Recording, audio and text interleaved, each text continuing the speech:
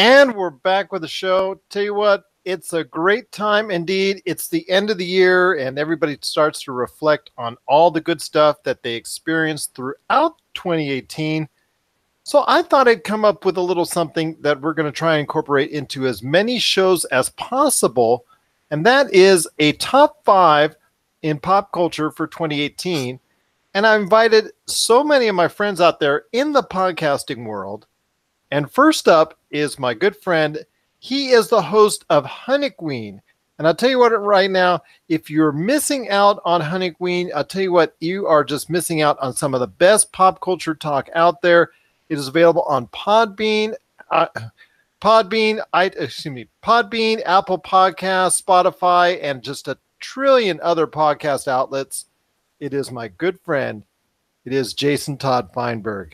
Man, it's just so great to have you back on the show talking about your greatest things that you loved this year in pop culture. Well, thank you again for having me back on the show. And this was a great idea because as 2018 comes to a close, I love my top 5s. What could I really discuss? And when I originally produced my show, Hanukkah Outcast, it was grab bag. So we came up with this idea of the top 5 pop culture topics that kind of had an impact for 2018. So without further ado, I think you're going to really like what I came up with.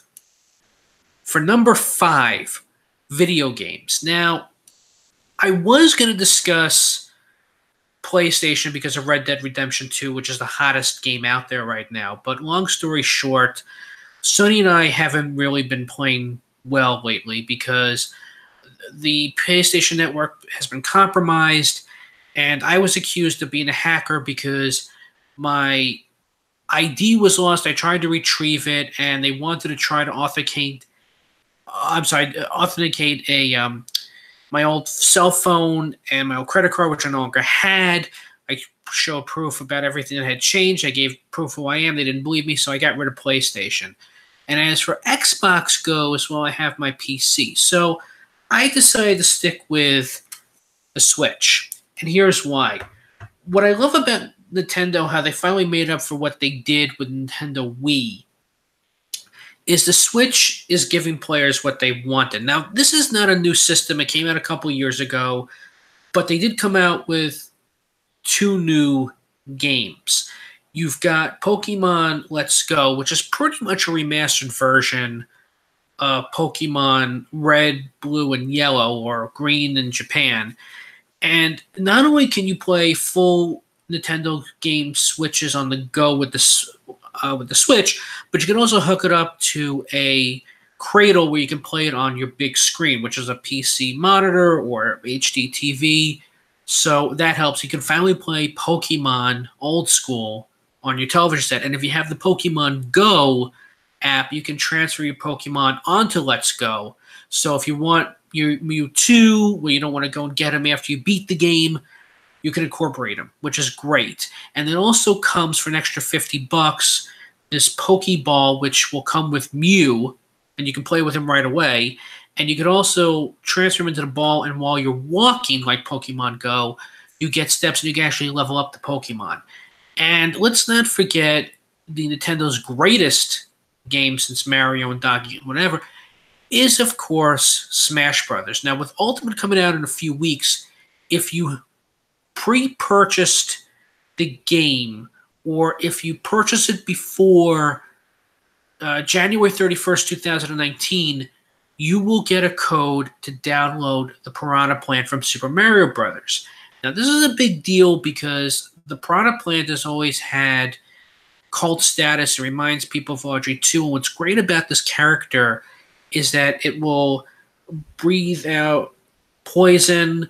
It uses pot as a weapon because it's a potted plant. It's not coming up through the warp pipe. And it also uses vines, and it has a chomp attack. And there will also be, as you know, with Nintendo games, they have those amiibos. There'll also be a Piranha Plant. Now, the character's not coming out until February 2019, but you only have until January 31st, 2019 to own a copy digitally or buy a physical copy to get the code. So that's number 5. Number 4, well, the DC Universe. This has been a hot topic since Christopher Nolan reinvented the wheel with Batman and then left, and everything has pretty much gone to hell. You and I discussed Justice League last year. There are talks right now this year that the DC universe, even though Wonder Woman 84 was announced, and we have Shazam coming out in a few months, and we have Aquaman coming out in a few weeks, there are rumors that all the other movies, because Harry Gazebo Mustachio has left Superman, and as well as Ben Affleck, although Matt Reeves is still attached to write and direct the Batman. So because of this, the DCEU, God knows what's going to happen with the Shazam trailer did come out, which I was very impressed for because it seems to be what Superman Man of Steel should have been, or Superboy. And DC, or I should say Warner Brothers, rushed out the DC Universe app. And of course, Kevin Smith seemed to be fanboying all over this, but all the comics that you could get through the DC app, you could still get through your library application or Comixology. There's really, and as for the TV shows and movies, you can get on other sites. Even Bad Blood has been put back on Netflix streaming. So DC apparently is going to be coming out with original content, but not until next year. In the meantime, you have Titans, but Titans sadly is not the Teen Titans that we're accustomed to, and there's a lot of cursing, really cardboard cutout acting. And the Teen Titans Go movie, I finally had a rent on Amazon Prime, and it took me 5 days to get through it. There was only like one good segment. DC is struggling. However, I will say this much. The diamond in the rough seems that Scott Snyder and Greg Capullo had come back between last year and finished up this year with the Dark Knight's Metal series, where Batman is in dark multiverses, and he's trying to come into Earth 1. And there was also a great story where he becomes a hybrid of Joker and this Dark Knight Mad Max villain, and it's really, really interesting. The Tom King stuff that had come out last year and this year, especially with the Warren Riddles of jokes, it's not, it took me a long time to get into Snyder, and now that I go back and I watch it, that I go back and read his work, I really appreciate what Scott Snyder gave us. Tom King tries but trips over the finish line. But I feel that there might be hope. It's feeling that Warner Brothers and Disney, which goes into number 3, we have Disney right now, where Disney literally, I made a comment about this in 2013 that they were going to buy Warner Brothers. Well, Disney has purchased Star Wars and Lucas with Indiana Jones and not just Star Wars. So now they have Indiana Jones, and now they've purchased the remaining 20th Century Fox properties, which is most of the characters that were owned by 20th Century Fox. But this deal also seems to include Planet of the Apes, Alien, which I kind of wonder if the Alien Queen will come back and be a Disney villain. There's controversy over this. Planet of the Apes is also, it'd be interesting to Disney-fy it. I'm going to say Predator as well. There's been a mix on that, as well as Simpsons, Family Guy. But of course, as we know, the Family Guy has made fun of 20th Century Fox, and they made fun of Star Wars. Simpsons also called this as well. So I don't know if attractions are going to be moved into the Disney parks, as Disney has already announced a Marvel Land in Disneyland, as well as Star Wars Galaxy Edge in both Disneyland and in Hollywood Studios, which will have these interactive rides that once you go on the rides, you can have a special card that the ride will continue as long as you're in the vicinity of the parks. And let's not forget, we're going to get an MCU version of X-Men. Now, this could be interesting, and I think that's one of the reasons why Dark Phoenix has gotten pushed back, and the other reason why New Mutants got pushed back. Reading the Infinity Gauntlet, I know that Doctor Doom and Silver Surfer had parts in the comic, and there were rumors that Silver Surfer was going to make a cameo in Infinity War, maybe Infinity War Part 2, as this deal is not going to be finalized until early 2019. But it had been announced this year that it was done, that Universal, I believe, there was no way Universal was going to be outbidded or they were going to win.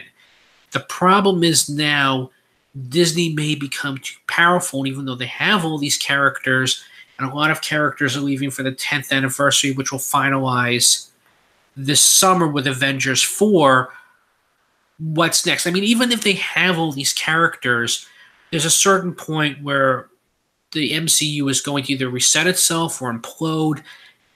And there are rumors that Hugh Jackman may make a final appearance, but we don't exactly know how all of this is. And the final thing would be Futurama, because Disney was interested in bringing that back. So the possibilities and the combinations of what Disney's going to do with not just Marvel characters, but with the other franchises that are coming along as well, what a Disney-fied Planet of the Apes will be like. Twilight will be like, like they did with Alice in Wonderland with Tim Burton. Will he direct it again, as we've seen the trailer for Dumbo? It's a lot of combinations and possibilities, which brings us to number 2, Marvel itself. Because Marvel knocked it out of the park with Infinity War. They had 3 movies per usual, because that's what they're doing now. But the problem is, Infinity War was hyped up so much, and it didn't disappoint. But the problem is that Black Panther, the rumors now is that they may try to push it for a Best Picture nod, which is not unheard of. And there's no, Dark Knight should have gotten a nod as well, but it was more of a crime suspense than a superhero movie. But let me just say this, that Black Panther is a better live-action Lion King than what I seen the trailer for the live-action Lion King a couple weeks ago. But Marvel right now, the only, I guess, golden peanut in the feces would be, sadly, Ant-Man, which felt more like a Disney Channel or a 1980s Magical World of Disney.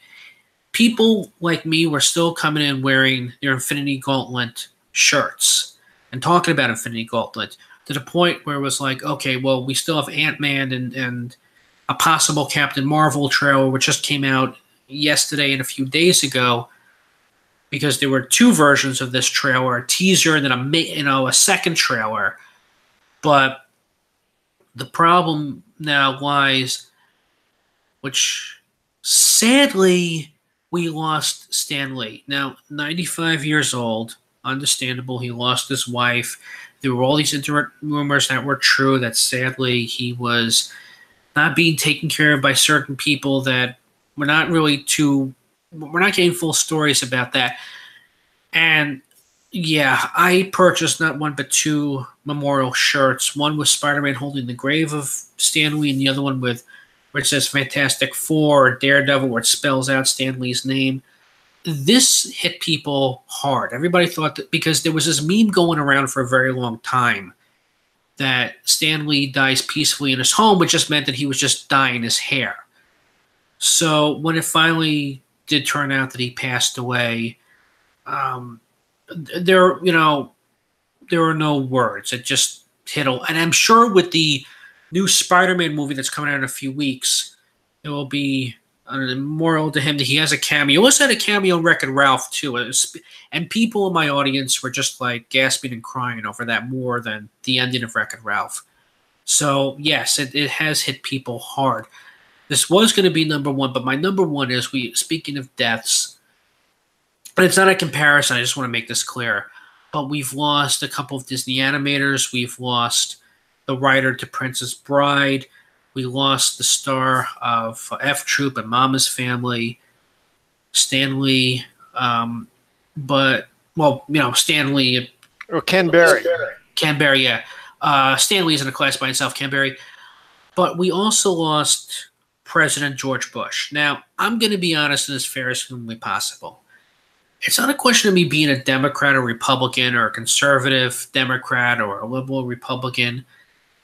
The thing with George Bush was he was the vice president to Ronald Reagan. And my father said if it wasn't for Reaganomics, we never would have left Brooklyn to move to Staten Island. although we still worked in Brooklyn, and it made zero sense to move from one borough to another when we were literally minutes away from work and school, but that's another story for another time. But when George Bush, the vice president, became George Bush, the successor after Reagan's 2 terms, he helped end the Cold War, and we never had a problem with the Russians again, hint, hint, wink, wink. We saw the fall of the Berlin Wall, and let's not forget Desert Storm. But unfortunately, it comes down to what have you done for us lately, and with the read my lips, no new taxes, ended up hurting the economy more than helping it.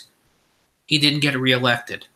Now, the only thing I'm going to say is George Bush to me always felt like the grandfather you never had but always wanted, even though there were times he kind of lost touch with people for about his second or third term into his presidency and towards the end. And it was interesting, though, that when Clinton won, Clinton and Bush became very good friends, which is something unheard of nowadays, because nowadays it's Republicans and Democrats wanting to rip each other apart. I mean, hundreds of years, well, I shouldn't say that because democracy's only been around for a couple hundred years, but I should say decades ago, or even in the 19th century, which makes more sense, Republicans and Democrats at the end of the day would go out when everything was done and have picnics or go to bars. And nowadays it's like,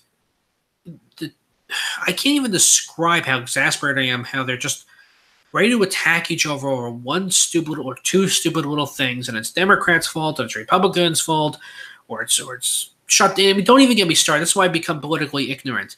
And when I saw a commercial years ago with Clinton and Bush sitting together just talking and being civil and thinking, okay, this had to be CGI because they're not going to be in the same room together, and it turns out that they were. You're never going to see Obama and Trump together except for that one time when Trump won the election. You never see him sitting, and that's the problem, because nobody wants to deal or relate with a non-politician. Again, not going to get started, but or whatever Trump feels about the death of Bush, because it's the most inarticulate, outspoken person we've ever had in the office or in the White House. Again, don't even get me started anymore. Just politically ignorant for reasons. But George Bush, I felt, was probably the next to last great president, even though I was a kid at the time. But there was just always something about him that I felt Republican, Democrat. Sonny Boy, sadly, no. I don't know how he got elected twice, and Daddy only got elected once. Tomorrow, there will be the funeral televised, and I heard, which actually goes into number 2 again, where the Avengers Infinity War Part 2 trailer was supposed to show tomorrow, but because of respect to the funeral, maybe put, and that's fine. I think out of taste, I waited this long for the trailer. For the death of George Bush, I can wait a little longer, as the movie won't come out until May or maybe April again like last year. So I'm okay with all of that. I knew that George Bush, though, with his age and the loss of Barbara, he wasn't going to last much longer. And I feel that it's hit people harder now than it was then. And even when you would see him on TV now, you just kind of knew. But we're never going to get a president like Bush ever again. And to me, I feel that's just tragic. There was just something about he was the, I'd almost say the Roosevelt of the 80s, even though, you know, again, Bush was Republican, and I believe Roosevelt was Democratic, but my point being is that you're never going to have a president that grandfatherly, that strong, that conservative, but still someone that felt comfortable with until things just happened, because that's politics. But yeah, you get the idea. So your number one in pop culture was George Bush? Yeah, George Bush. Yeah, well, and the deaths of all the other celebrities, but I mean, technically George Bush, you can count him as a celebrity. I mean, even after his being voted out of office, it wasn't him voicing himself on that episode of The Simpsons that came out in '96, Two Bad Neighbors. But let's be honest and fair. In the audio commentary, I think they tried to get him. There was this great moment where George Bush bashed The Simpsons, and one of the writers wrote a letter, and it made it sound like Marge wrote it, and wrote to the Bush family, saying that we're the dumbest thing alive. I don't think is fair, and wrote and Barbara Bush actually got the letter, and she read it, and she sent a nice little apology and ended P.S. Tell that Homer Simpson he's a handsome fella. So it would have been nice and this was discussed, I think, in the 1996 DVD release. I remember them bringing up when Barbara Bush passed away. I remember them bringing up that letter. Yeah, if you have, I think it's the season 6 or 7 DVD of The Simpsons. It's one of them where you can just Google it or YouTube it. You can find that feature on the season set, or you could just Google it, download it. But it really was a nice little. I mean, after the Read My Lips, No New Taxes would show up a couple more times in clips, or if you remember with Hot Shots, where Charlie Sheen is flying and he's blanking out, and they just play because he's hallucinating because he takes off his oxygen mask, and you hear George Bush read My Lips, No New Taxes. It was a thing that really, really caused snowballing. But he did show up a lot on TV. And let's not forget, his daughter Jenna Bush is on Good Day America on NBC. So say what you will, class act all the way with President Bush. But not Sonny Boy. Not W, sorry. I'm not giving him the credit, no. Fair enough indeed. Those were some interesting. That was probably one of the most interesting top 5s I could probably hear, and who better to provide it to us than my good friend, Mr. Jason Todd Fineburgh. One last question I got to ask you, my friend, on the way out here is: you've got a great show in Honey Queen that you go ahead and present to everybody out there. Give everybody the lowdown on what's going on with Honey Queen and why they should stay tuned to your next episodes. Well, I've been on a little bit of a hiatus since Halloween. We did discuss, and by we, my partners in crime, Kendra and Edward Hale, they've been super busy because I helped her become a nursing assistant, and like me, she's going to be going for RN. I have mine. I'm going for my BSN, which is the Bachelor's in Nursing. And unfortunately, because I've been going back to school and doing an accelerated program to get that bachelor's, I'm on a little bit of a hiatus, and her husband, Edward, is in between work, but in a Halloween we discussed at 2017, we will be back to do a couple of episodes for December. One of them will be Kendra wanted to discuss Jurassic World and Fallen Kingdom. And boy, we wanted to do this for Thanksgiving because giant turkeys. And boy, this is a giant turkey. It sounds like a giant turkey to me. Yeah. Jurassic World Fallen Kingdom. Oh, I have so much to say about this fluster cluck of a franchise that's Lost World up till Fallen Kingdom. Also, with Christmas, I know people seem to be bummed out with Christmas music 24/7. I'm going to be releasing, hopefully by next week, a top 31 Halloween list. So that'll get your mind off of Christmas if you don't like it. For me, it's therapeutic. But for you, if you want some really good Halloween songs, I got 31 of them. And trust me, yes, Dokken, Dream Warriors is in there. And for New Year's, well, I did discuss this in 2014, but because of a virus, it got lost. I've decided to discuss Food Fight, which was because as you know, with Wreck-It Ralph and Wreck-It Ralph 2 and with Toy Story 4 coming out in a few months, Food Fight was supposed to be like those movies where we were going to take mascots of supermarket brand names or generic brand names, and they come to life in a supermarket when all the humans go home. But this was from a person that thought he understood animation and really didn't. And with footage being stolen somehow from somebody stole the hard disks with the original footage, and with this guy really not understanding how animation works, whatever the case may be. I forgot the name right now. I got to look it back. I got to look it up again.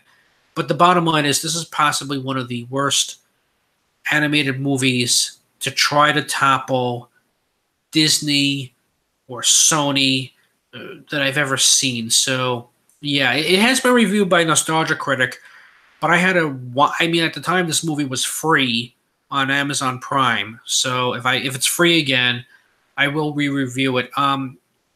If not, I'll be back sometime after New Year's. But I thank everybody for your patience. I have not given up.